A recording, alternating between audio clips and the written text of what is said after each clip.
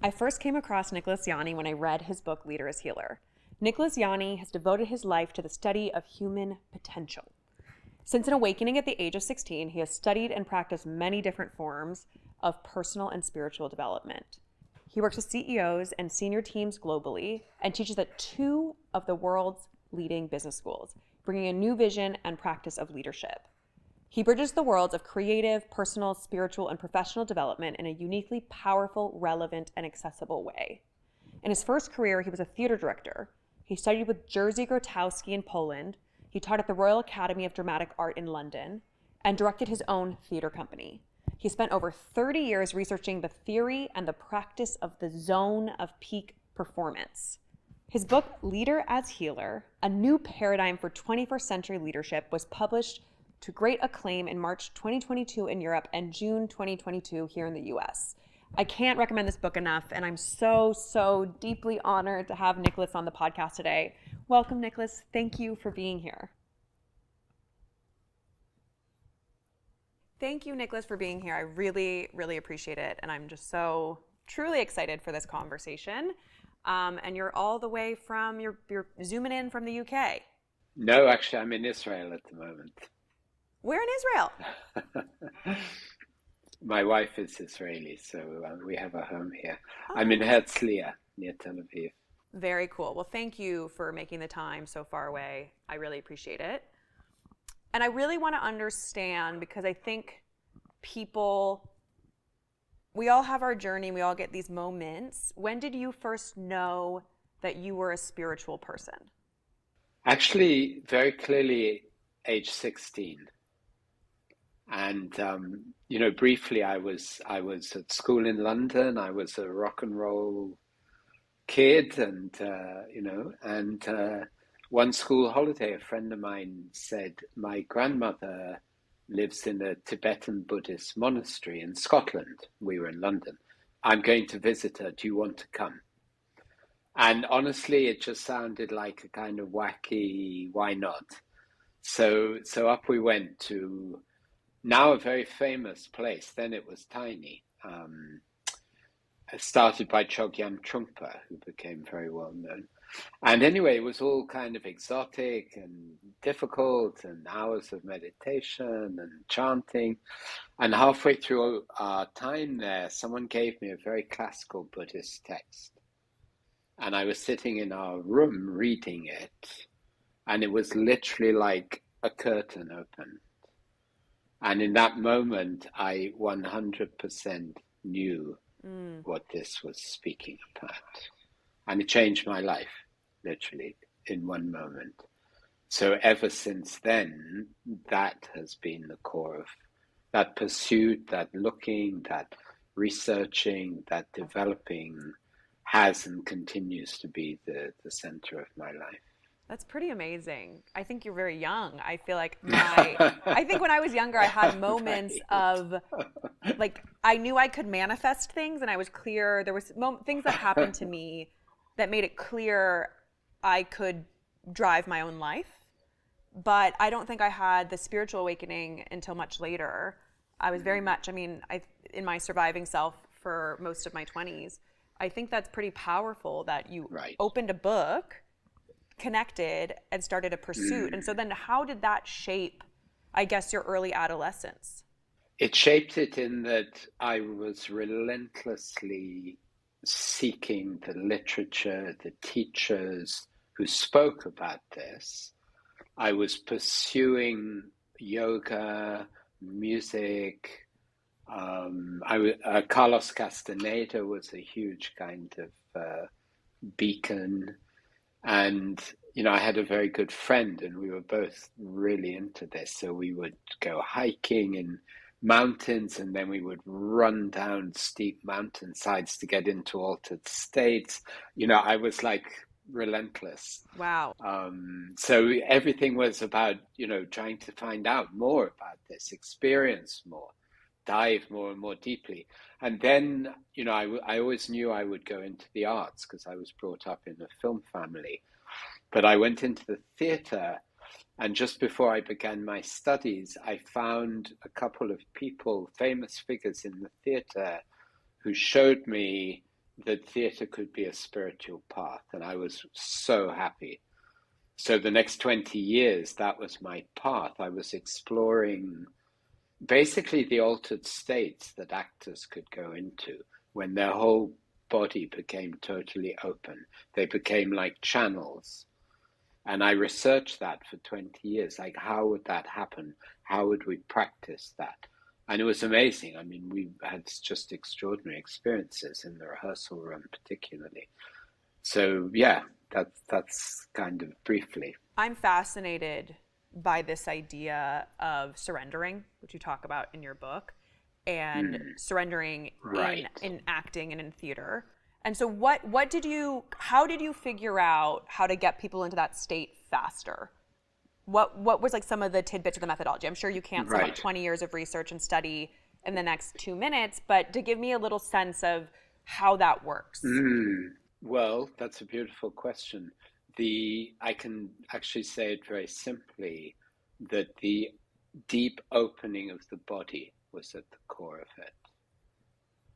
Deep opening of the body, particularly the pelvis and the spine. Because and we worked for years with that, because the more deeply the body opens, our whole mind, body, heart, soul goes into a much higher frequency. And then the channeling that comes down is fully embodied. It happens in every cell of the body, which is what you see in a great actor or a great musician, is that they're playing and literally every cell of their body is feeling the music or the text.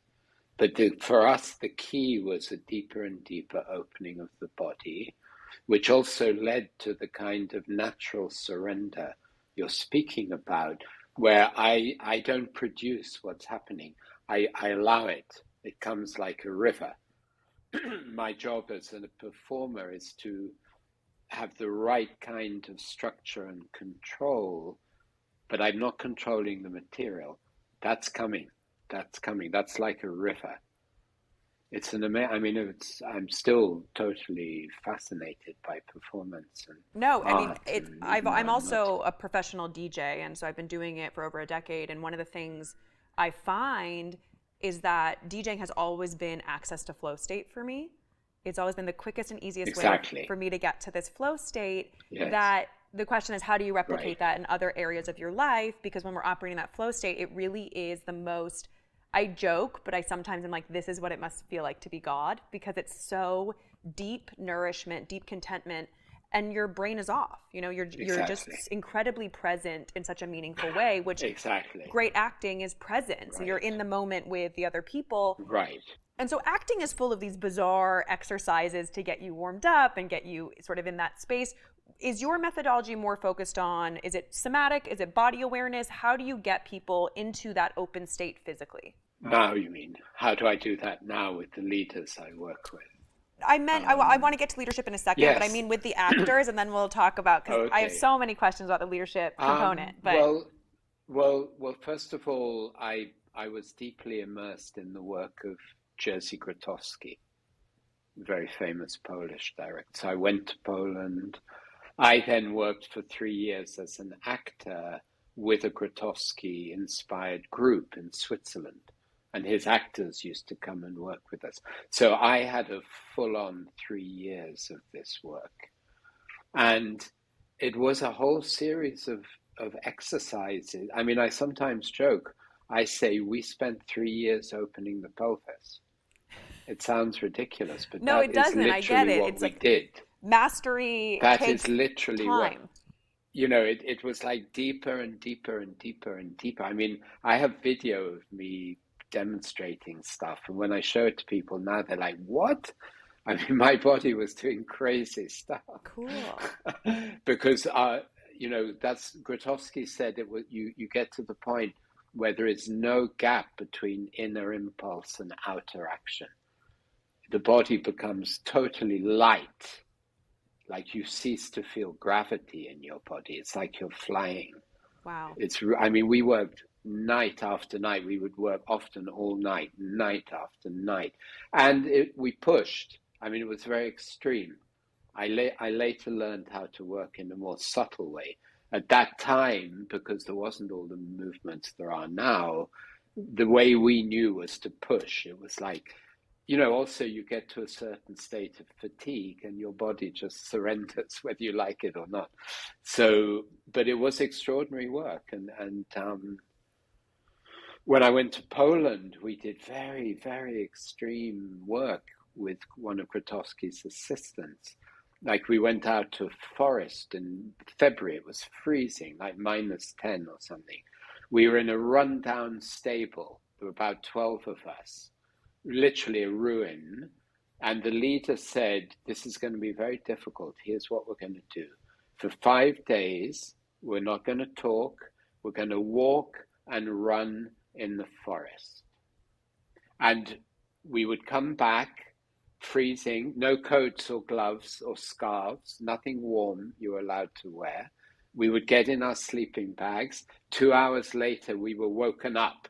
We're going out again for 5 days. Sounds like torture. That's what I mean by, well, a lot of it was, yeah. And there were moments that I will never forget of total oneness with everything around. Wow. Which was obviously the goal. Yeah. But I've always done, throughout my life, and I've trained with different teachers, intense body work has always been a central part of it. Because as you said, when you're in flow state, it's not a mental condition. Flow state is a state of our whole nervous system, actually. It's got very little to do with thinking. In fact, you never get into it by thinking. It's not thinking. That's the beauty of it. I always say it's not thinking. Yeah, some of my work is more cerebral. It turns my brain on, and some of my work turns my brain off. And both are necessary components, I believe, to be the best version of myself. I think you have to be able to turn off and turn on. Well, the way I say it now, because now I'm working all the time with very senior leaders, and all the people I work with, I would say 99%, when we first start, they're totally over-dominated by thinking. Like thinking is the primary modality. Paralyzed. I call that being a narrative. It's like everything is a narrative about how are you feeling. You just hear this whole narrative that's disconnected.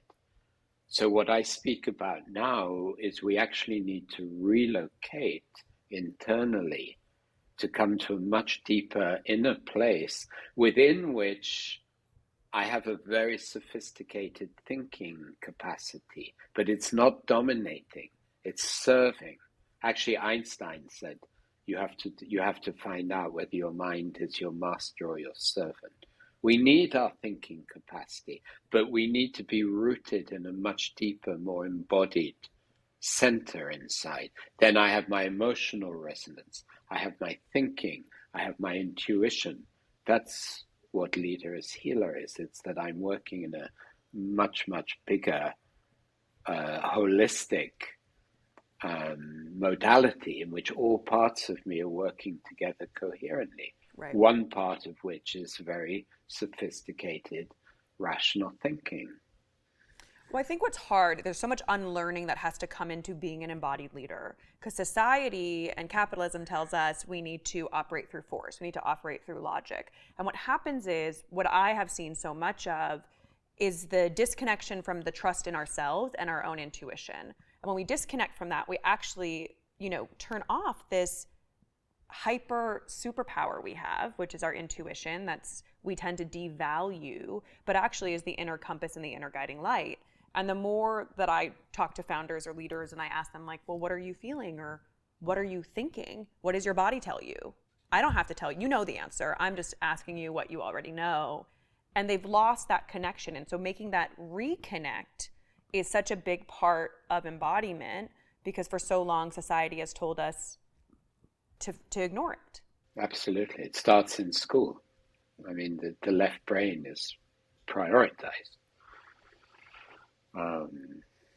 We just met a wonderful couple here, friends in Israel, who've been very high in government, and now they've resigned because what's happening in Israel is catastrophic. But they've got children aged 10 and 7, and they're going to take them traveling for 6 months. They're going to Japan, Cambodia, Vietnam, India, Thailand. I was so moved when they were describing it. I mean, to do that with children that age, it's going to be such an expansion rather than sitting in a classroom learning mathematics and, whatever else. No, I think it's important It to was beautiful. remember we're part of this global fabric. And especially, in the US, where I am, we have a very clear culture that is very different than another culture. And I think we have to remember that we're we, not I, and America tends to be very individualistic in a way that's Not obviously, just America, Denise. Yeah, it's everywhere. yeah, It's everywhere. That is the state of humanity. yeah, Exactly what you say. And we're in big, big crisis globally. major Big, big crisis. crisis. So when you were working in the forest and doing this sort of more force approach to the work of opening the body, have you then decided in your own personal refinement and methodology, are you less force oriented? What is your approach now? I'm hugely less force oriented, and that developed over time. I do like when I work with leaders, I do very, very deep somatic work, but in a very gentle, very focused way. No pushing at all. It's like bringing deep awareness into the body and the breathing and the grounding. And it's quite mind blowing. People, I do a whole process even with people lying on the floor. And by the time they come up and walk and sit, they're in a very, very different state because the whole body has come alive and they've relocated. They've come out of, I'm here as thinker, I'm here as a sensory, alive, organic being. And I talk a lot about being and doing. We've lost touch with being. We're totally into doing, doing, doing.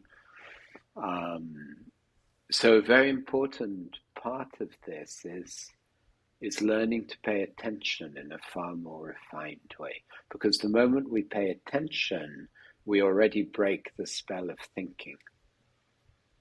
And this is measurable as well. Our brainwave function changes. If I really understand what paying attention means, and some of the leaders I work with get this very quickly. Others, after 3 or 4 months, will say, I finally understood, Nicholas.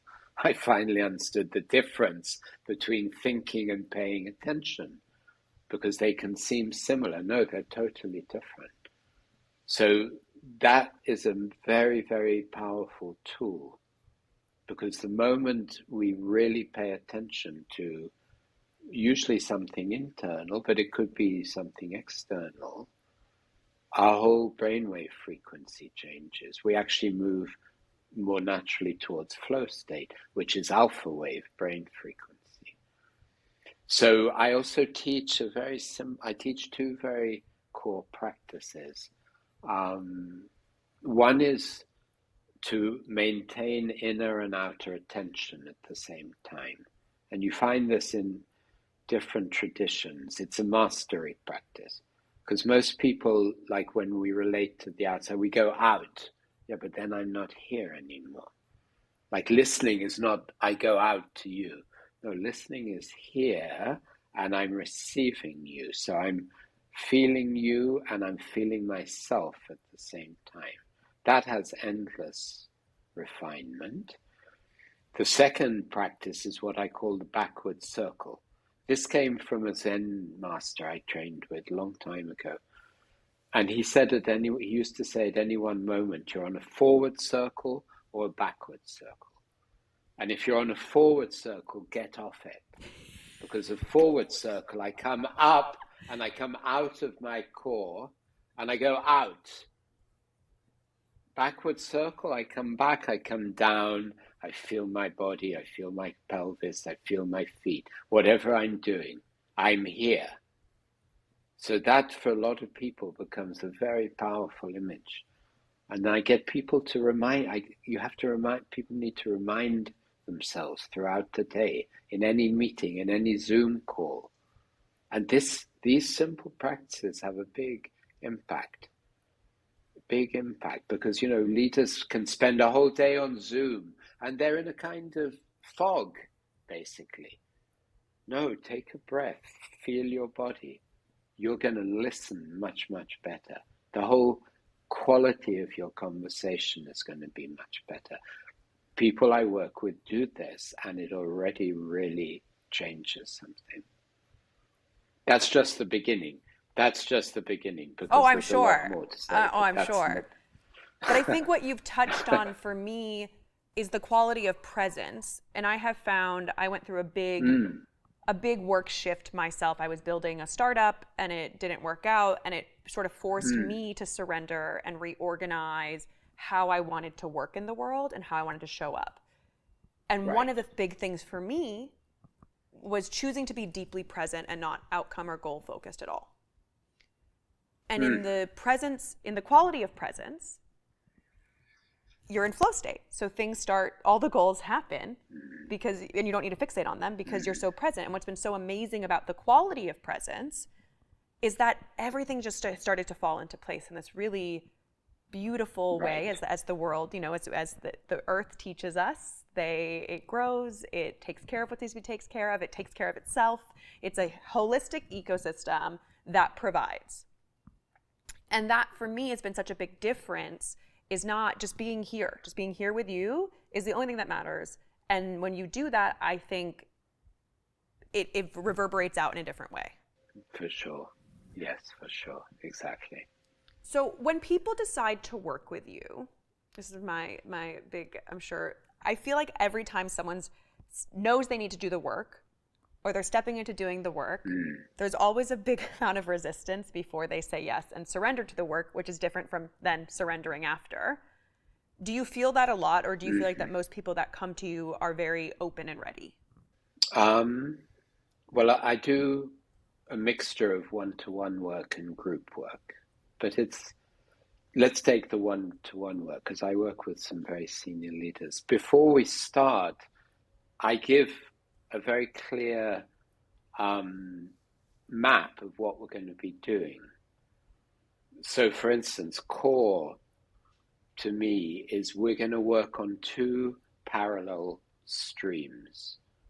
One is more, we're going to practice meditation, mindfulness. We're going to do subtle body work and so on, everything that opens our system. However, we're also going to do trauma work. Because if we don't do trauma work, this is not enough. And that's going to be uncomfortable, and you need to sign up to do that. And I will very gently hold you while we do that. So I talk for longer, but that's the basis of what I'm saying. If they say, I want to work with you, I say, go away and think about it. I don't need more clients. Actually, I mostly turn clients away now. Then we'll work. But you need to know, and I'm not compromising. I'm not doing light work here. We're going to go deep. We're going to look into ancestral trauma. We're going to look at collective trauma. And if you're ready, let's work. And we do, it's really, really, I feel so grateful because we meet at such a deep level, such an intimate level. I feel often just incredible gratitude. And I work with people who have massive responsibility. And that when they're ready, sometimes in the first session, I'm like, wow, we've gone so deep. Sometimes it's gradual, it depends. The same process occurs in a group, although we don't necessarily have a pre-meeting. So I have to lay out the territory at the beginning, and then we work through the different layers. The biggest breakthrough, Denise, is always the emotional. It's always when we finally it becomes safe enough that people can be vulnerable. People can cry, people can express their anxiety. Big breakthrough, because that's what we keep very locked up a lot of the time. I had a guest last season, Alok, they said, abundance is lost on trauma. And my jaw sort of hit the floor because that's exactly how I feel, is that we're limiting the potential. That's why leadership is such an amazing opportunity, because these people with great responsibility that are in these places of power and leadership, if we heal ourselves, there's such a massive effect that we can bring to the world. But I think the leadership line is hard. Like when you called your book Leader as Healer, I was like, it spoke to me, but I'm speaking the same language as you. And so I was wondering about the language you use, how you feel it penetrates the community that you want to change the most. It really does. I mean, consider the fact that I've been working for 9 months, working with Leader as Healer, with one of the biggest international law firms. Now, those are not people you would think initially would be receptive. But we are, and it's an incredible project. My team and I have done over 250 one-to-one coaching sessions. I've run 5 in-person retreats with very senior partners in the law firm. I'm working with some of the top leaders in the firm individually. I'm very good at explaining the work. I'm very good at creating the validation of the work. And I create a safe space. Of course, initially there's a lot of kind of resistance, we'll call it resistance if you want. I don't really like that word, but there's a lot of kind of fighting in a way. Yeah. But, you know, if we have enough time, by the second day, there is always a melting. And it's very beautiful. You know, when men start to cry, men who normally would be like, that would be the last thing they would think they might do. It's very powerful because the hearts start to open. No, it's really beautiful. It's really, really beautiful work. And it's really... I'm very, very, very uncompromising. I'm very gentle and very uncompromising. Yeah. Well, I think it's always the hold the boundary, but, you know, hold people as you hold your own boundary. You know, I think that's exactly. what I think. Yeah. I think I've had to learn, because I'm a very honest person. I'm a very boundary-oriented, honest person, that people have to understand that being honest and having boundaries is actually very kind. It's one of the kindest things we can do. It's very spiritual to speak truth, and a lot of people don't do that for fear of hurting someone else's feelings. But when you learn how to deliver the language in the right way, it's a gift and it's incredibly kind. Absolutely. Yes. And I think we have to, I mean, you know, one of the things I'm teaching a lot is that our natural state is to be highly attuned to each other. And as you said earlier in our conversation, we've totally lost that.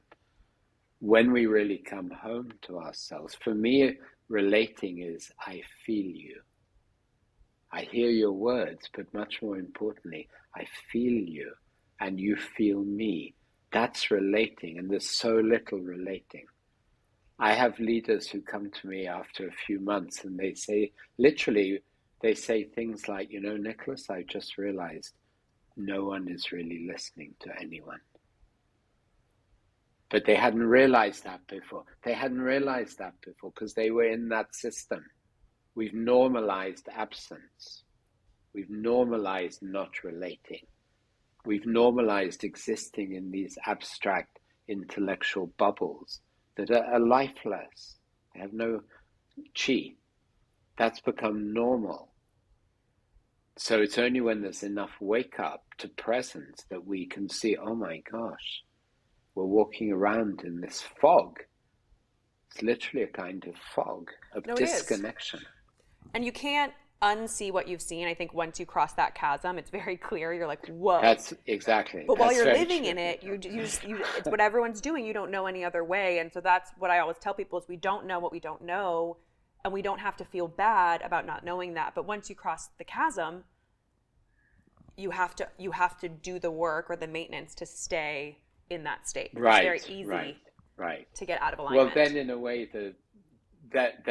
the trouble starts. Because Because then it becomes serious. Yeah. You can't pretend you're in ignorance anymore. But seriously, then there's a whole different order of challenge starts once you begin to wake up, let's say. As my therapist says, life is about getting back to alignment. So anytime you feel yourself dip out, you just have to check in and get back. And so that's Mm, part of the practice and part of the dance is being okay that okay, something's happening right. here. I understand something's happening here. Let me get back to alignment. Mm, mm.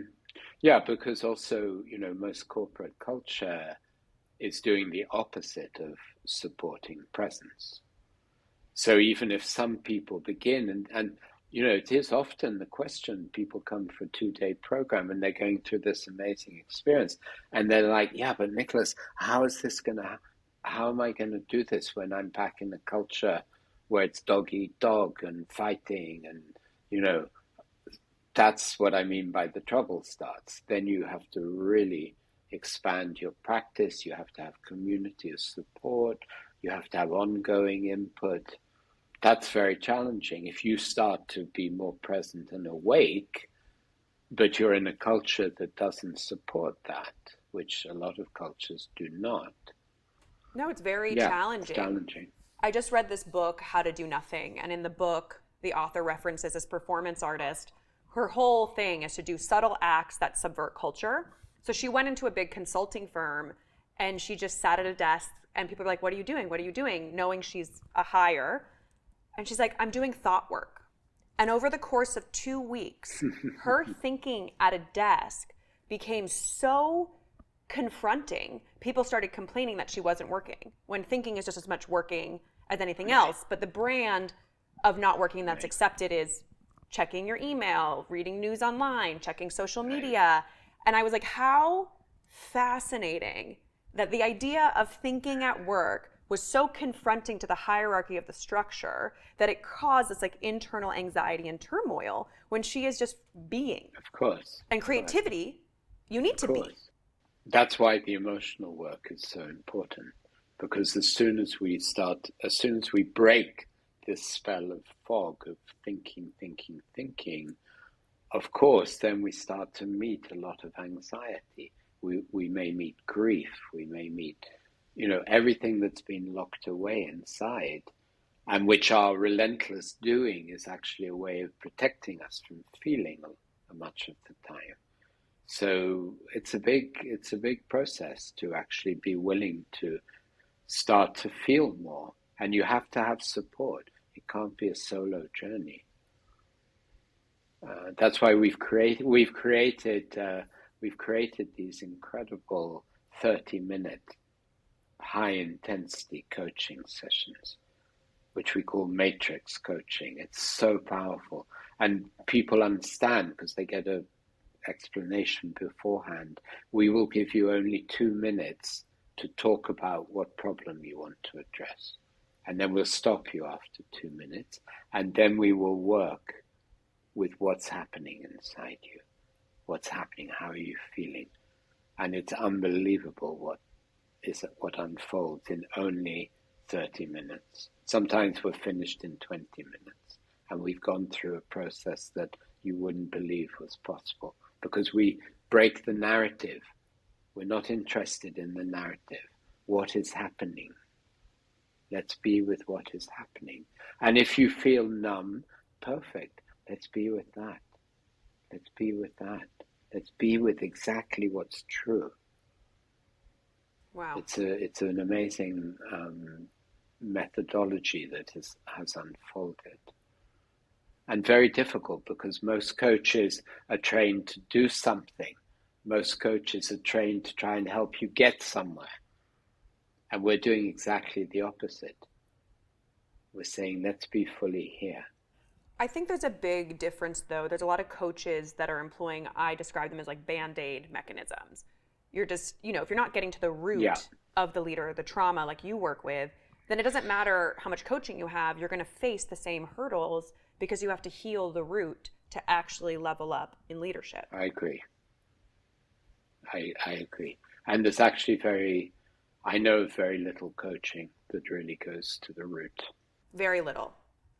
It's In you the very and little, yeah. it's you and I had another coach on last season. It's the two of you in this whole world. I'm sure there's more, but that's all I've uncovered thus far. No, there are more, but it's a relatively small number compared to the thousands of coaches that are out there. Yeah. Totally. I know because I teach a program called transformational coaching, Oh, and amazing. people are first of all, and I get very experienced coaches, and they're shocked when they understand what I do with corporate people. They're like, "Really? You work at that depth with leaders?" Yeah, I do, because it's not normal. It's not considered normal. That's the goal, is that we normalize it, because I really think that's the way we birth the world we want to I live in, agree. and we have I less agree. We destruction. have to. We have to. What made you want to pivot into leadership? It happened again. I didn't plan it. I was involved in the opening of Shakespeare's Globe Theatre in London, which is a really amazing theatre. And my best friend was directing Henry V, Shakespeare's Henry V. My best friend was Richard Olivier, son of Laurence Olivier. And we were invited to a very exploratory workshop to go and work with some public service leaders and explore the story of Henry V and see what it had to say about leadership. And they were so lit up by the learning that it lit a kind of fire in us. And we were familiar with the whole use of story because it was very much in the men's movement at the time, which we were very involved with. And to cut a long story short, we started really exploring this, and we got a lot of support in the next years from one of the quite big business schools in the UK. And we were using this methodology of taking a powerful story by Shakespeare and using it as a mirror. And we started to find that people were getting so much from it. And we got really fascinated to work with people who had real power and influence. And it was a natural move. After about 3 years, my colleague Richard Olivier invited myself and one other person, let's leave the theatre, let's make a consultancy. Because we were already getting a lot of work. And we did, and we created a consultancy which just grew. I mean, we were so successful because we were really good and very far ahead of our time to be doing what we were doing. It was 2001 that we Wow. began. And we were working all around the world, and we grew and grew. We had a big office in London. And then about 7-8 years ago, it was time for me to leave, which was not easy. But I had to leave and follow my path, which is more about presence. And I stopped working with Shakespeare. So it was not, I never thought when I was in the theatre, if you told me in 10 years' time you'll be working with leaders, I'd have said, no, don't be ridiculous. That's how it happens. But that's how life is. It evolves, it flows, and when you're in the right space, We followed the call. We literally followed the call. But that's what life is about. And I think the big thing that we try and also encourage on this podcast is we have many chapters over the course of our lives, and we don't have to have quote unquote made it at any point. It's like an ongoing evolution, and the work builds upon the work. And I'm very currently fascinated with the idea of mastery, because what you can continue to achieve from a very well developed foundation and experiences is pretty phenomenal. And I think that speaks to where you are now. You're doing such incredible work, but it's built upon all the work prior. It's been years and years of work, to be able to go now into a business school as I do. I work at the world's #1 business school, and be totally uncompromising has taken years and years to develop. And to be credible, to be, to say something radical, but in a way that they not only get it, but they feel the credibility of it. It's super important. Otherwise, you can come over as spiritual and I agree. That's my biggest thing is everyone on this podcast embodies the values that they live in. That's incredibly important to me. And you can usually see like yeah, people show themselves, and that's, you know, you can usually, I have a sensibility around it. And I felt that in your it's book. very true. You know, they do. They Yeah, always do. Whether it's in the book right. or it's in a talk I watch, you can always see people show themselves. And it's very important for me that on this podcast, we have people that embody the leadership they're putting forth in this world. And talking to you, I feel it even more, but reading your book, it was felt. But you have that cultivation of presence and grounding, and it's beautiful to even be virtually in front of. Thank you. It's great to talk with you. Yeah. Yeah. Okay, we're going to jump into our rapid fire section. What would you tell your 20-year-old self? Follow your gut feelings and trust. Trust. That's a really good one.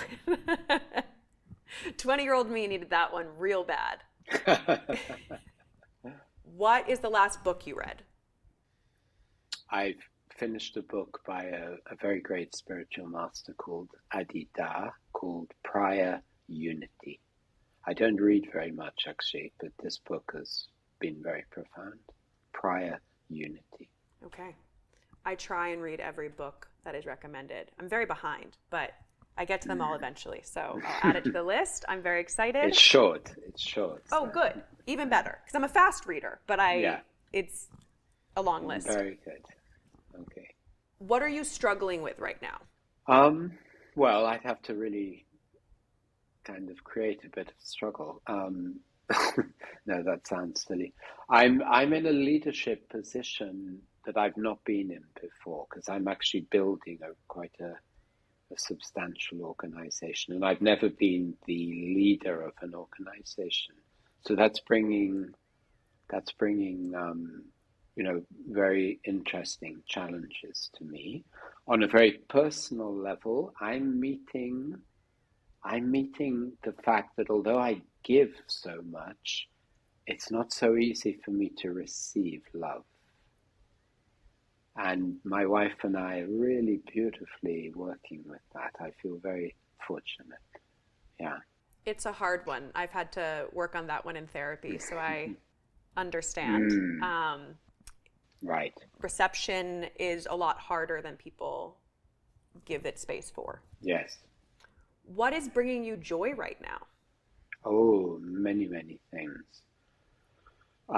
Nature, music, relating, close friendship, the inspiration of the work I do, many things, yeah. And then what is the best piece of advice you've ever received? That's a difficult one. I can't answer that. Nothing comes to mind. I've worked with a lot of great teachers, but I can't remember a single piece of advice. No. That's okay. I so appreciate the time, Nicholas. Truly, truly, truly. I've learned so much. You've given me some homework as well. I think I'm now need to do more somatic work, but this has been such a gift. So thank you for the time, and thank you for your book, and thank you for the work that you are doing. Thank you. Thank you for your beautiful relating and dialogue with me. I really appreciate it. I really appreciate it.